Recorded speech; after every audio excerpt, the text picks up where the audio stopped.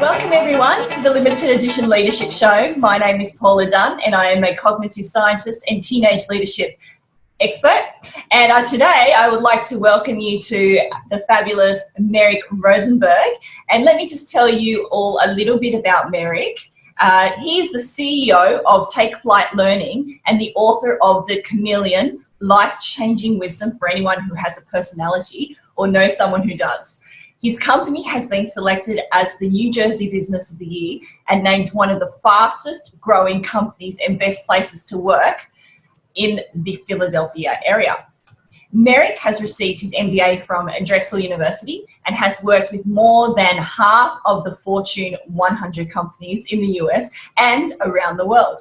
He's more recently jumped on board my company as one of my advisors within my leadership advisory board, and we are both on a mission to bring Taking Flight with DISC to Australia and New Zealand. So welcome, Merrick. Thanks for having me, Paula. I'm excited to be here. Excellent. Me too, me too. So let's get into it. When did you start working with personalities?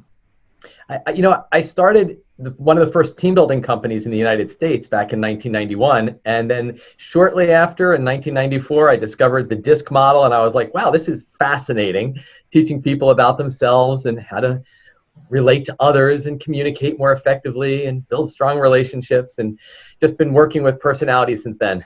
Yeah, it becomes addictive, doesn't it, when you sort of start delving deep into the psyche of people and understanding why they do the things they do.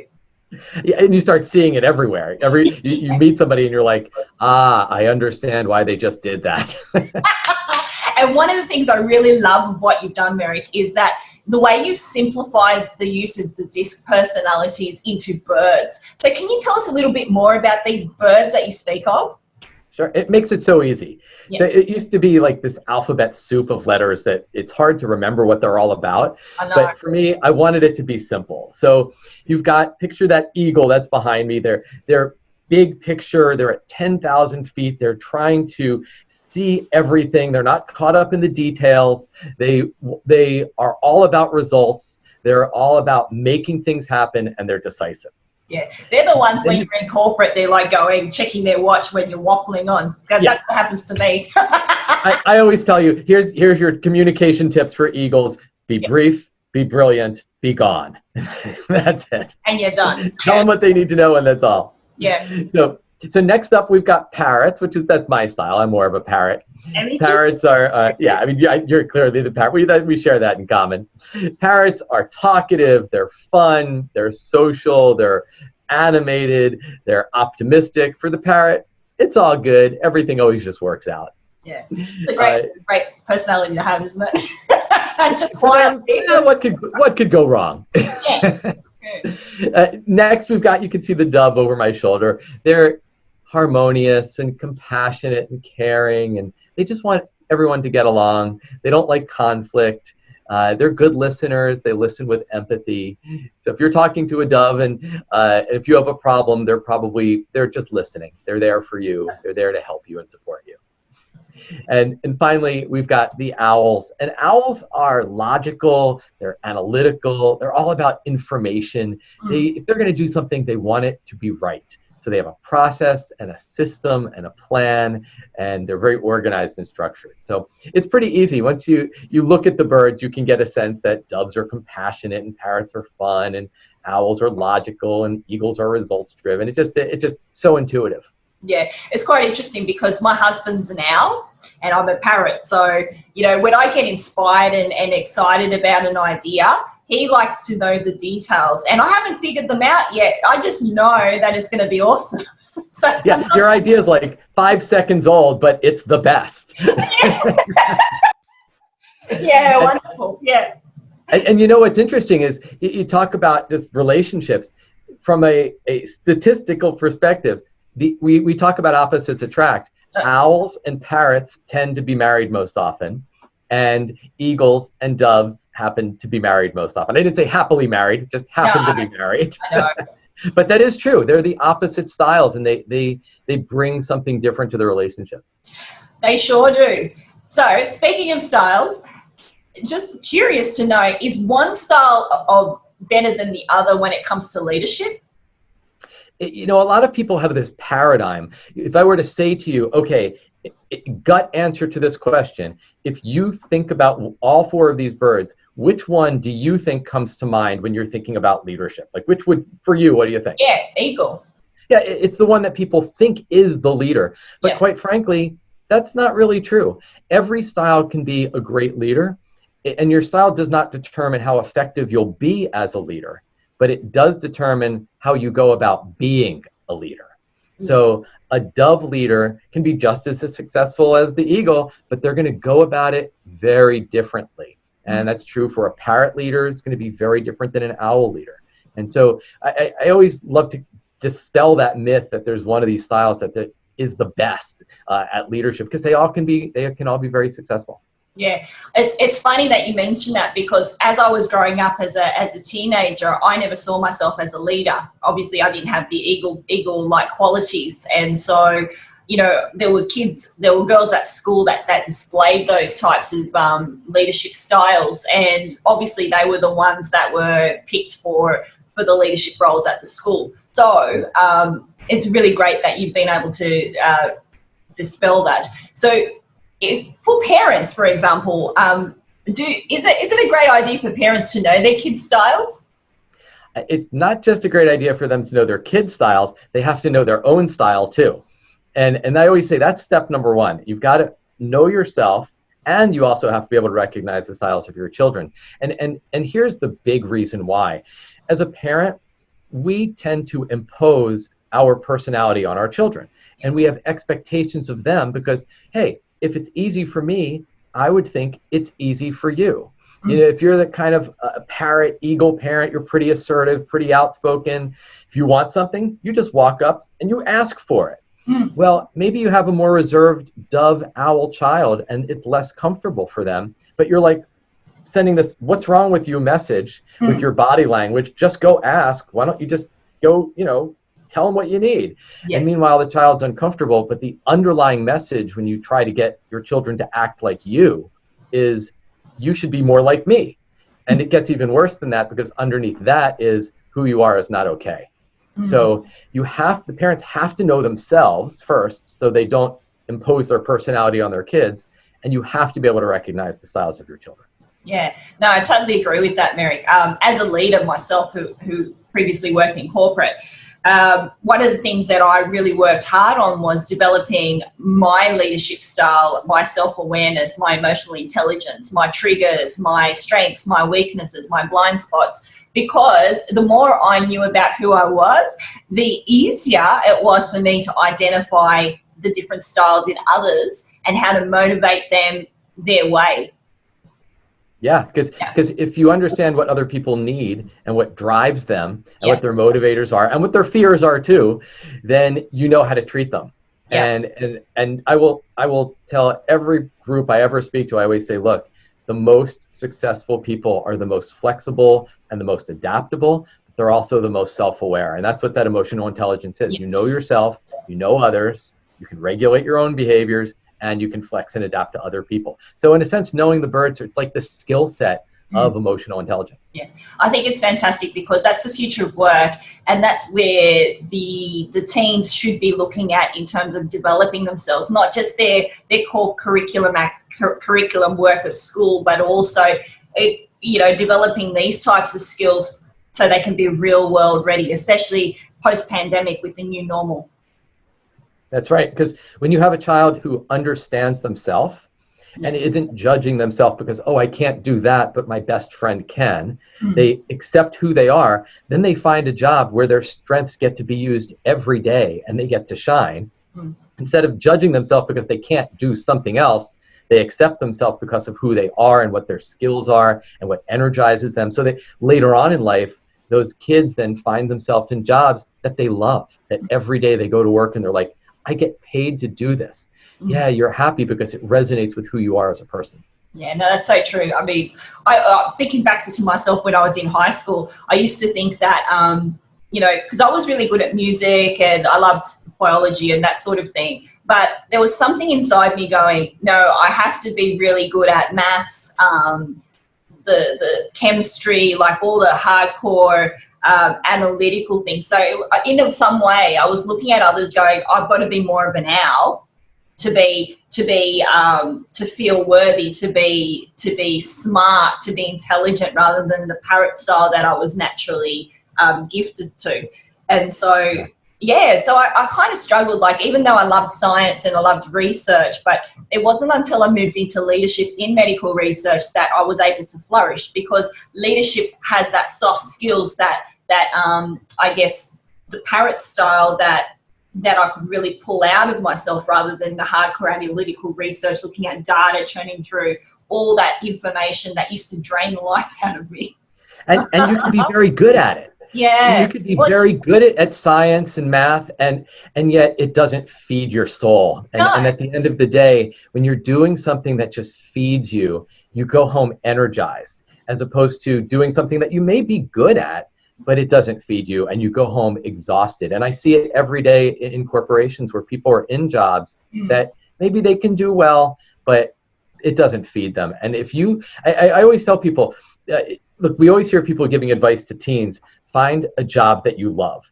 And I would say, okay, nobody's going to disagree with that statement, but it's very cliche. Everybody's got to find a job that they believe they're going to love. What I would say is, find a job that resonates with your personality, that it resonates with who you are, so that every day you get to be yourself. Yes. And then every day it's going to feed you, and you're going to go home energized instead of feeling drained.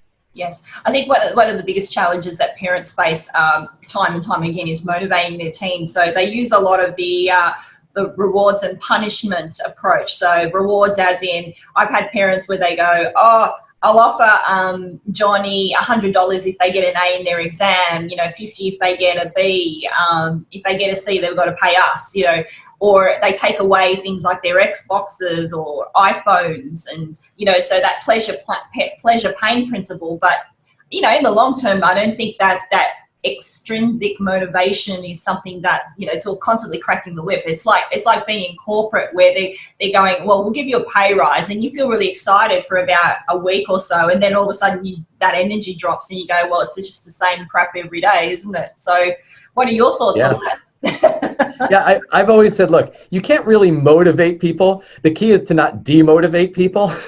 And so if you focus on what intrinsically self-motivates them, they're going to be motivated.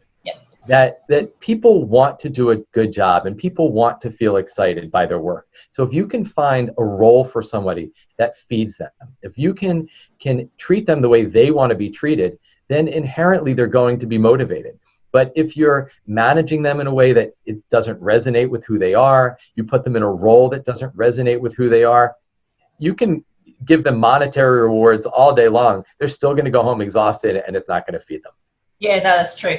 Actually, you mentioned just in that passing, treat people the way they want to be treated. When I was told that in terms of leadership, it blew my mind, because growing up from a Christian background, it was like, treat others the way you'd like to be treated. So, and then all of a sudden it's like you're flipping the switch of that, and it really does blow your mind, because it's listening and seeing how they're behaving to give it, to give that person what they need. That's right. You think of the golden rule, which is treat others how you would want to be treated. And I think that's true from a values perspective. In other words, kindness. I want you to be kind, so I should be kind to you. Honesty. I want you to be honest with me. I should be honest with you. And integrity and fairness and respect and compassion and all these values. But the reality is, from a personality perspective, I shouldn't treat you how I want to be treated. It's actually the reverse of that. I should treat people how you want to be treated, because then I'm honoring who you are. Love it, love it.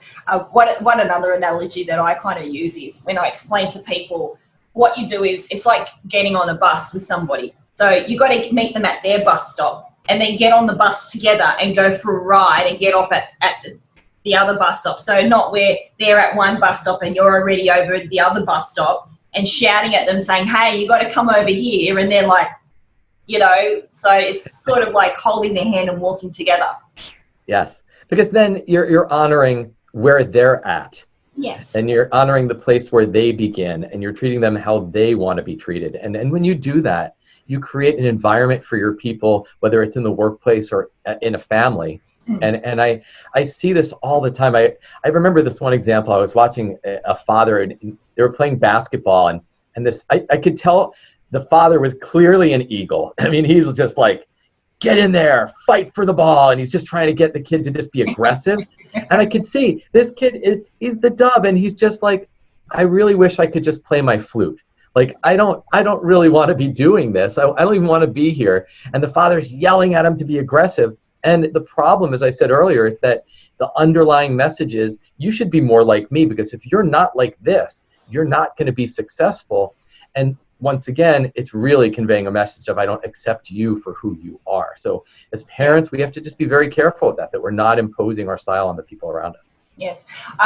Can parents use the bird types to help their kids become more outgoing? Because obviously, you know, some parents might go, I'd like the example you just gave, you know, oh, I'd like my son to be more masculine, you know, because they're so shy and they seem to have more feminine traits. Can parents do that? Well, here's what's happening when you ask somebody to display behaviors that are not natural. I've always said, don't try to teach the pig to sing, because it will frustrate you and annoy the pig. Yeah. That we can't change other people. We try to change them, and it doesn't really work. And what happens is, whenever you try to pick up a new personality style or switch one of these birds for another one, you're basically trading one set of strengths and weaknesses for another set of strengths and weaknesses. You don't just pick up a new set of strengths that now become a part of your skill set. There's a flip side to every strength. So let's say I say to you, you need to be more direct like me, because I'm an eagle, and being direct and assertive, that's how you get what you want. Yes. The flip side of being direct is now maybe you're too blunt and insensitive and offending people. Yes. So it's not healthy to try to change somebody to be more like you. It doesn't really work. There's hardwiring there in our brains. We are hardwired. There are chemicals that flood our brains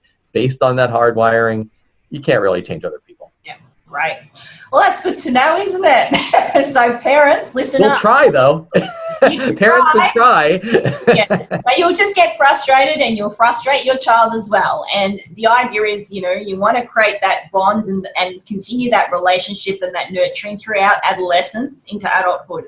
So I've used DISC on some teens myself, and there was this one teen I actually, she suffered a lot from anxiety and depression, and obviously she's been seeing a psychologist to deal with all of these sorts of issues. But one of the things that came out with the DISC profile was that she was a mixture of the parrot and the owl. So when she had a combination of those, and she had a very unique style in that, the fact that, you know, she was very analytical and very overthinking a lot of things, but because of the parrot as well, and sort of having that sort of social thing as well. So there was these polar opposites playing in her mind quite a lot, which, and being a teenager again, with all the hormonal changes and all the other things that go on as we're developing and growing. And, you know, it really played a lot of conflicts in her mind. So one of the things that came to light, which was really, I guess, a relief for her, because I think she'd been diagnosed with anxiety and depression, but I think sometimes it can be overkill to be diagnosed with certain conditions without understanding that there could be other, you know, internal processes that she just needs to understand and grab a hold of. And so I think for her, it kind of reduced the anxiety for the first time in her life, because it gave her a sense of empowerment to go, oh, well, I'm not a victim of this anxiety and depression. Like, it's not out of my control. I can actually sit there and go, well, what am I doing that's causing this conflict in my brain? And what can I do differently to change those mindsets and emotions as they arise? So it's just giving her the tools and insights in herself to be able to go, okay, well, what can I do resourcefully, rather than waiting for somebody else externally trying to talk to her. Right, because once you understand yourself and you understand, why am I having these thoughts? Like, for example, you hit on the fact that we're not just one of these, we're a combination of all of them. You take something like someone like an eagle and an owl combination, and they do have two competing voices in their minds. One voice is saying, I want it now. Another voice is saying, I want it right. And sometimes Whoa. getting it done fast and getting it done with quality compete against each other. And so they have this loud internal critic that's shouting, get it done, but I want it to be right. And then when you understand, that's just my eagle voice talking to me is on one shoulder. I always kind of use these guys. I'm like, yeah, I got this eagle voice over here saying, get it done now. And I've got this parrot, or owl on my shoulder saying, but it's got to be done right. And they're both kind of there simultaneously. That when you understand that, then you recognize, that's just what's playing out. It's just, I just have both of those styles within me. The person you're talking about had the parrot and the owl. But when you understand that, being self-critical about it, and let's face it, teenagers can be very self-critical. They're trying to understand who they are and figure out their place in the world. And just by understanding yourself, I always say it like dials the critic down a little bit. Yeah, I think it's great because the more that an adolescent can feel safe within themselves, in their own environment, not just externally in the school or at home, it's like inside their head, inside their mind, inside their heart, inside their soul. The more calm that they can feel, the more at home and at ease, the more they're going to like develop and grow and really unleash that potential that they've got inside them without feeling like they have to compare themselves, especially being a woman, comparing ourselves to others, internalizing all the failures, and that's one of the things that women tend to do is we tend to, if we fail at something, we're a bad person, rather than for men or for boys, it's more like, well, it wasn't my fault, it was the environment or it was someone else. But we as women tend to internalize a lot of things, and I think that can add a lot to our our anxiety and depression, as especially as teens, when we still don't understand what that all means. So I'm in my 40s, right, and I'm still figuring it out. Yeah, and what's funny is that style doesn't necessarily correlate to gender. There are just as many men who are eagles as women who are eagles, and just as many men who are doves as women who are doves. But there's societal expectations that play out, and that if you were a male dove in the 1950s, it may not have been okay for you to express emotion. Maybe you're watching your daughter at the school play and you're holding up your phone and you have a tear in your eye. Today that would be okay, but in the 1950s, for a man to be the dove wasn't so acceptable, just as it wasn't so acceptable for a woman to be an eagle, say, in the 1950s. But today, it's at least a little more so. I mean, we could still say there's still room there for sure, but at least it's moved in a positive direction. But women do have different expectations placed on them in terms of what a behavior that a man displays, that, let's say, a male eagle may be viewed differently than a female eagle. Yeah. And so we have to, sometimes that's another layer that does get overlaid on top of the styles. Yeah, no, it's very interesting.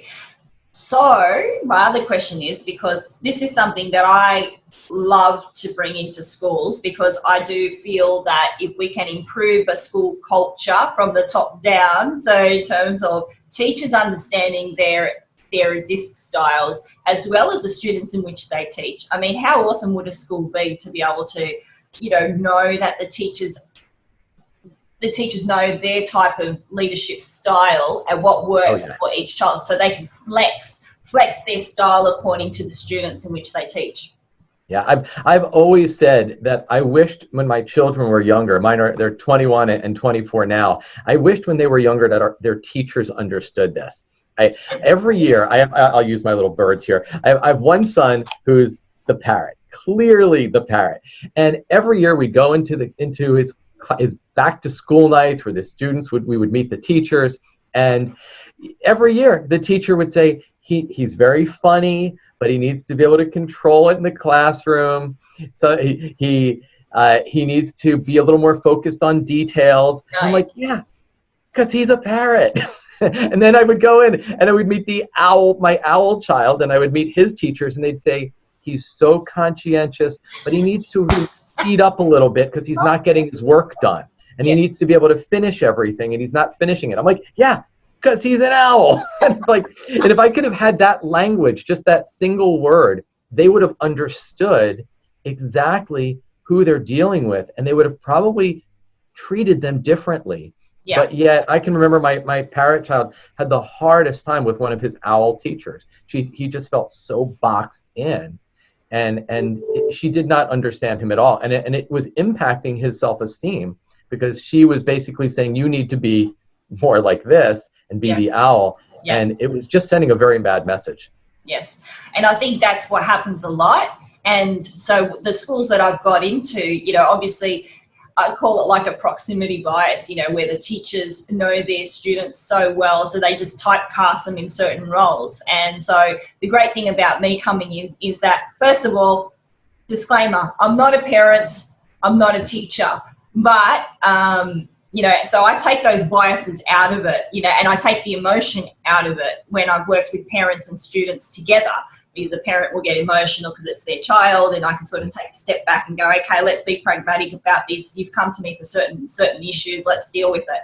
So it's, you know, the benefit for me is that I'm able to bring a fresh pair of eyes to the situation and go, okay, look, it's not that I discount what teachers say about each student, because I do take that on board, but I take it with a grain of salt, because obviously we're all different, and that's what I used to do in leadership as well. So I don't like to judge people in advance of meeting them and developing a relationship and seeing what's working and what's not working. But, you know, it's always great to understand the backstory to be able to help push through whatever's that person hasn't been able to achieve with that individual. And a lot of times what I've experienced as parents, they maybe have one child, maybe had like the eagle child who was assertive and take charge. And now their second child is the dove, and they want the teacher to help pull them out of their shell because they have a sample size of 1, and their sample size of 1 is able to do it. So I don't understand why my other child can't do this, and you need to help them. And they, in a sense, are employing the teachers to try to change their children. You need to call on my child so that they're comfortable speaking in front of the class. You need to put them in situations where they maybe have to be in front of the classroom to get them more comfortable. And it's like, okay, yes, your sample size of 1 was able to do that, but you know, we're very different, and we have to understand that your second child maybe isn't the same personality as your first child, and don't have the same expectations. Yeah, it's a difficult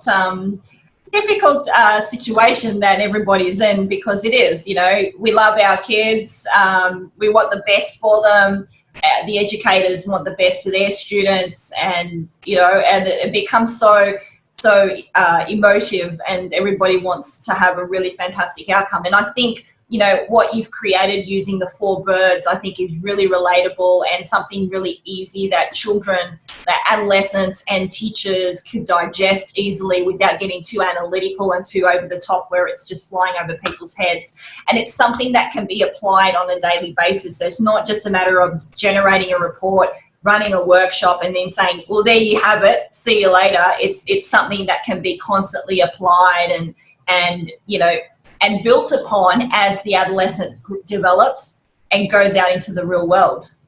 Yeah, because it's so intuitive.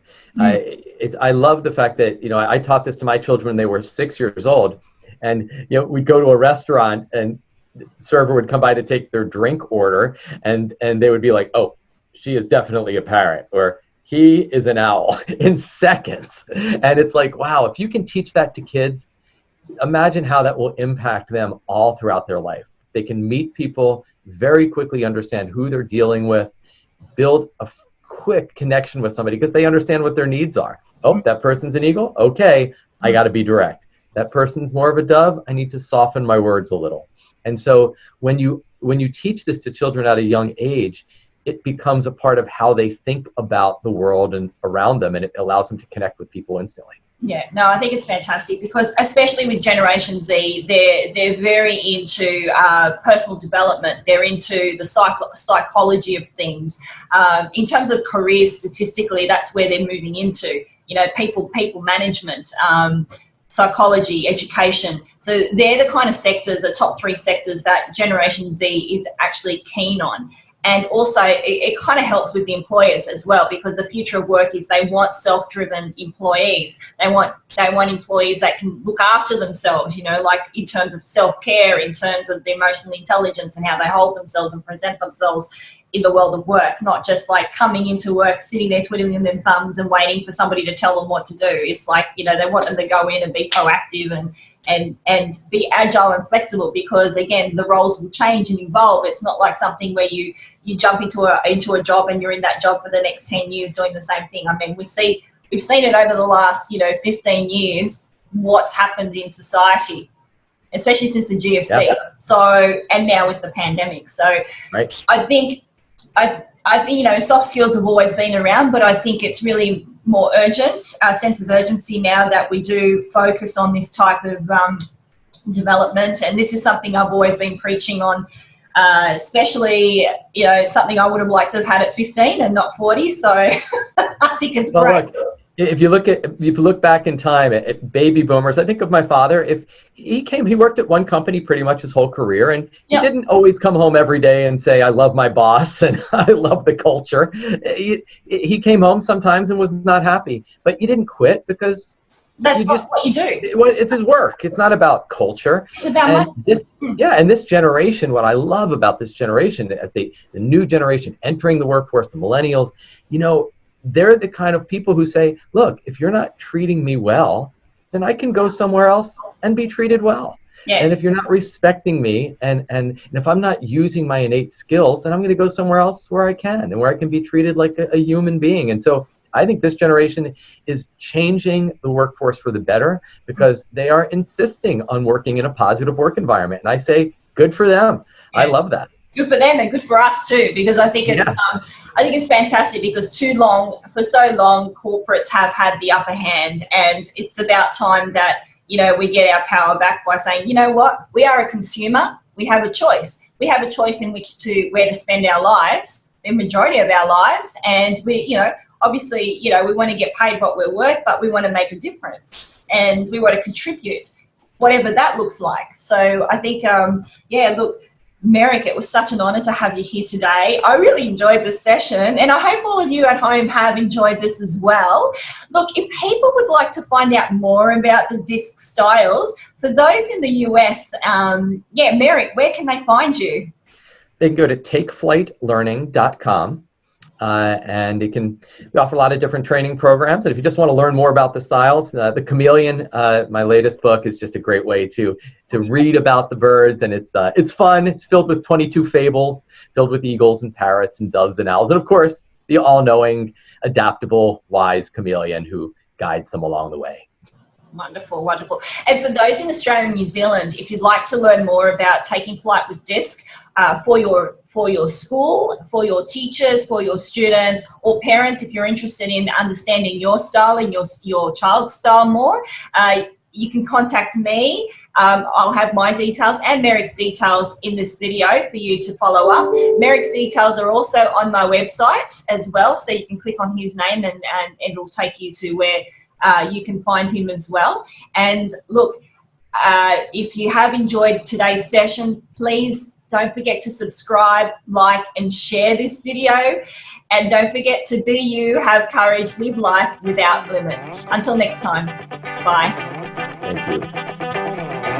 That was awesome. Thanks, Very cool. Very fun.